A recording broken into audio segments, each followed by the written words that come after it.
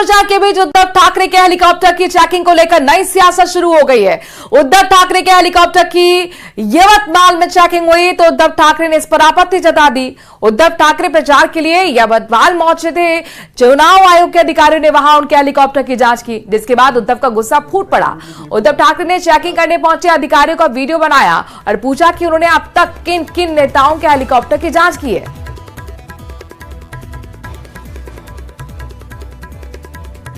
काय नाव तुमचं? माझं अमोल गाठे नाव आहे साहेब. कुठे राहणार आहे? मूळचा अमरावतीचा. अमरावतीचा. ठीक आहे. कोणाकोणाच्या तरुण बॅग तपासले? आता जस्ट नाही, माझी तपासता बरोबर आहे. माझ्या आधी कोणाची तपासली?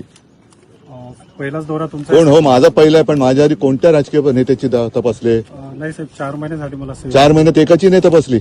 मीच पहिला गिराईक सापडलो. नाही साहेब, असं काही नाही. तुमची बॅग नाही, माझी तपास तुम्ही मी तपासायला अडवत नाही तुम्हाला, साहेब. पण माझी एक बॅग तपासताना तुम्ही आतापर्यंत मिंद्याची तपासली का? देवेंद्र फडणवीसची तपासली का? अजित पवारची, मोदींची तपासली का? अमित शहाची तपासली? साहेब अद्याप नाही, अद्याप आले नाहीत. मोदींची बॅग तपासतानाचा मला तुमचा व्हिडिओ आला पाहिजे. हो साहेब. हा, तिकडे तुम्ही शेपूट नाही घालायची. मला मोदी आणि अमित शहाचा बॅग तपासण्याचा व्हिडिओ पाहिजे एक तरी. हो साहेब, नक्कीच. महाराष्ट्र का चुनावी दंगल करीब आते ही विरोधियों पर शब्दों के बाण और तीखे होते जा रहे हैं। महाराष्ट्र के कांग्रेस अध्यक्ष इस मामले में एक कदम और आगे निकल गए। उन्होंने बीजेपी के लिए अब शब्दों का इस्तेमाल कर दिया। महाराष्ट्र कांग्रेस के अध्यक्ष नाना पटोले ने विवादास्पद बयान दिया है। नाना पटोले ने अकोला में कहा कि बीजेपी को कुत्ता बनाने का वक्त आ गया है। मैं पूछना चाहता हूं, क्या अकोला जिले के ओबीसी के लोग आप बीजेपी को वोट करोगे जो तुम तो बोलते हैं? आप बीजेपी को बनाने का समय आ गया है। बीजेपी को बनाने का समय आ गया है। ये इतनी मस्ती में आ गए।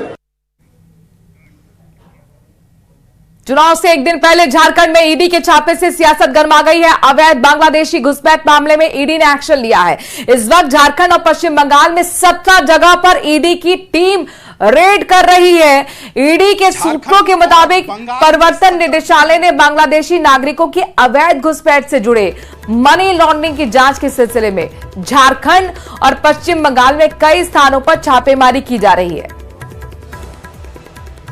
तो झारखंड और पश्चिम बंगाल में 17 जगह पर ईडी की छापेमारी। और बड़ी बात यह है कि झारखंड में कल मतदान है, लेकिन उससे पहले मनी लॉन्ड्रिंग से जुड़े लगातार कई ठिकानों पर ईडी की रेड, जिस पर सियासत भी गर्मा गई है। इससे पहले आपने देखा था कि किस तरीके से बड़े अधिकारियों के घर पे भी रेड पड़ी थी। बाबा सिद्दीकी हत्याकांड के शूटर शिवा गौतम से पूछताछ में बहुत बड़ा खुलासा हुआ है। बाबा सिद्दीकी और उनके विधायक बेटे जीशान दोनों लॉरेंस गैंग के निशाने पर थे।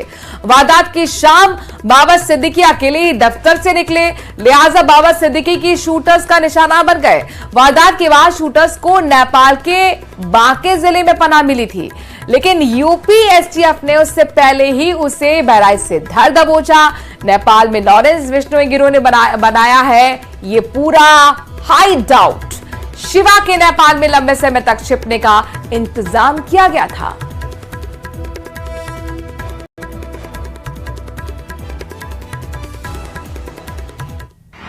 मुंबई के बाबा सिद्दीकी हत्याकांड में शामिल शूटर शिवा गौतम ने सनसनीखेज खुलासे किए हैं। एसटीएफ सूत्रों की माने तो शिवा गौतम ने बताया है कि वारदात के लिए सिर्फ बाबा सिद्दीकी ही नहीं, उनके विधायक बेटे जीशान भी लॉरेंस गिरोह के निशाने पर थे। लेकिन वारदात के दिन बाबा सिद्दीकी अकेले ही दफ्तर से निकले, लिहाजा शूटर्स ने बाबा सिद्दीकी को ढूंढ डाला। तय प्लान के मुताबिक सभी शूटर्स को भागकर बहराइच के रास्ते नेपाल जाना था। नेपाल के बांके जिले के मोहल्ले शमशेरगंज में लॉरेंस गिरोह ने बना रखा है अपना हाइड आउट। लंबे समय तक शूटर्स को यहीं पर छिपना था, लेकिन यूपी एसटीएफ और मुंबई क्राइम ब्रांच के ज्वाइंट ऑपरेशन में शिवा गौतम अपने मददगारों के साथ बहराइच से हुआ गिरफ्तार, जब वो बॉर्डर पार करने की कोशिश कर रहा था।